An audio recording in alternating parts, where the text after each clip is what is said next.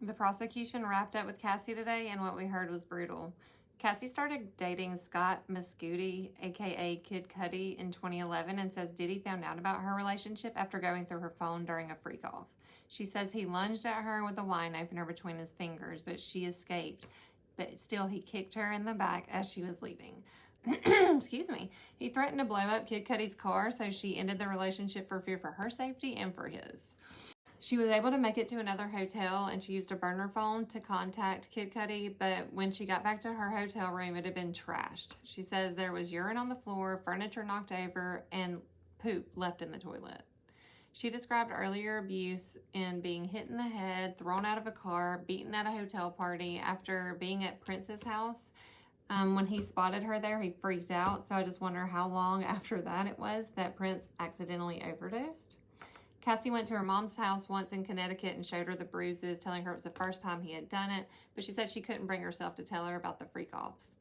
She also testified that Diddy once kicked her off of a boat in Cannes and accused her of stealing his drugs, but then he later sat next to her at a movie premiere and painfully squeezed her legs just to cause her pain and discomfort and fear. They had nicknames for each other. He called her BG for baby girl and CC for Cassie Combs. She called him Pop Pop, a name he chose based on what she called her grandfather. And if you guys remember, Diddy said he once adopted a white girl, and she also called him Papa Combs. So here's that clip. Introduce yourself. My name's Ava. I'm a Scorpio. No. What's your last name? Oh, Ava Combs. What's your other last name? Ava Baroni. Eva Baroni Combs. Yes, it was breaking news. Diddy adopted a white child. I want you to tell them the story about how I adopted you. But you still have beautiful parents but you're my child also. But please tell the story. So, I was on the streets, and then Papa Combs decided that he would like to be a caring man. So then he saw me and decided to pick me up and said to come inside and play with his kids. Yeah. I can only imagine what that little girl's been through. Back to the trial. She said she told him she only wanted to be with him and not escorts, but he kept booking them anyway. She said it's just one more person knowing our secret, and she was embarrassed and ashamed.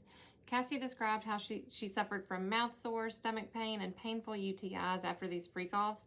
UTIs so frequent that the antibiotics literally stopped working. She said she'd take Valium for anxiety and later became addicted to opiates, which she used to recover from these sessions that would end with IVs, massages, and meals like it was so routine. She admitted she tried to leave more than once, but said she always ended up going back. The control, the addiction, the fear, it all kept her there. But the most emotional moment came when Cassie testified that in 2018, Diddy raped her after what was supposed to be a closure conversation. She said he drove her home after dinner and came inside and assaulted her on the living room floor. She said, I remember crying and saying no.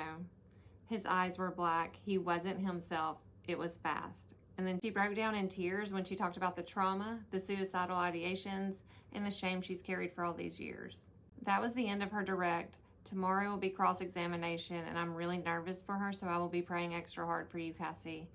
Y'all follow me. I will keep you updated.